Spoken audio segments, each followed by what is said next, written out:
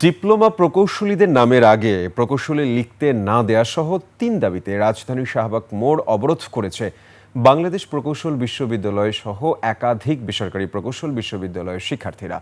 মঙ্গলবার বেলা ৩টার দিকে ব্লকেট অফ ইঞ্জিনিয়ার্স কর্মসূচির অংশ হিসেবে শাহবাগ মোড় অবরোধ করেন প্রকৌশলের কয়েকশো শিক্ষার্থীদের অন্যান্য দাবির মধ্যে রয়েছে ডিপ্লোমা প্রকৌশলীদের কাউকে পদোন্নতি দিয়ে নবম গ্রেডে উন্নীত না করা সহ দশম গ্রেডের চাকরিতে ঢোকার ক্ষেত্রে স্নাতক প্রকৌশলীদের সুযোগ দেয়া। শিক্ষার্থীরা শাহবাগ মোড় অবরোধ করায় আশপাশের সড়কগুলোতে তীব্র যানজটের সৃষ্টি হয়।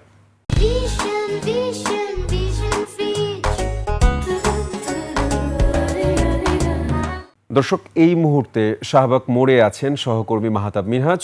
চলে যাচ্ছি তার কাছে। মিনহাজ, শিক্ষার্থীদের অবরোধ কি এখনো চলছে?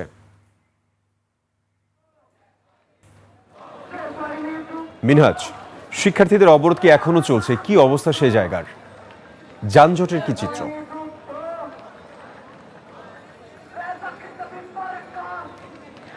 মিনহাজ, শুনতে পাচ্ছেন?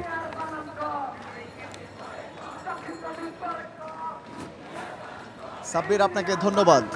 সাব্বির, আপনি যেমনটি বলেছেন, আসলে আন্দোলনটি এখনও চলছে, কিন্তু মাগরিবের নামাজের পর কিন্তু তারা ৬টা ৫০ পর্যন্ত তারা আন্দোলনে কিছুটা বিরতি নিয়েছেন এবং তারা মাগরিবের নামাজ আদায় করেছেন। এখন কিন্তু আন্দোলন চলছে, আপনি যেমনটি শুনতে পাচ্ছেন।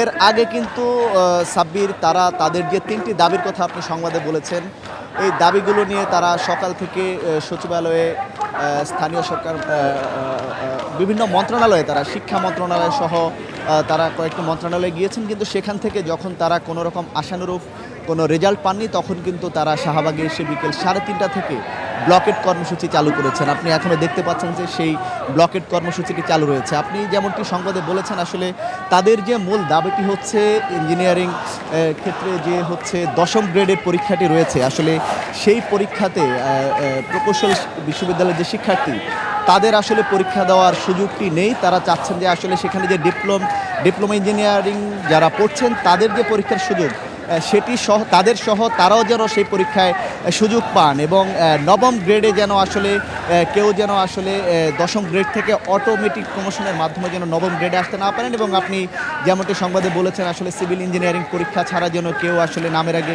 ইঞ্জিনিয়ার শব্দটি ব্যবহার করতে না পারেন। আসলে তাদের এই দাবিটি দীর্ঘদিনের এবং আমরা যতটুকু তাদের কাছ থেকে জানতে পেরেছি, তাদের আরও একটি যে তাদের পক্ষ থেকে অভিযোগ আরও হয়েছে, তাদের আন্দোলনের একজন তাদের সহযোদ্ধা বুয়েট বিশ্ববিদ্যালয়ের বুয়েটের একজন শিক্ষার্থী রকুনুজ্জামান রোকন, তাকে আসলে আন্দোলনরত অবস্থায় তাকে হত্যার হুমকি দেওয়া হয়েছে। তারা কিন্তু সেই হত্যার যে হুমকি, সেটারই কিন্তু আসলে একটি সরকারের পক্ষ থেকে তারা বিচার চাইছেন এবং তাদের সেই হত্যা যারা হুমকি দিয়েছে হত্যার, তাদের জন্য আসলে আইনের আওতায় আনা হয়।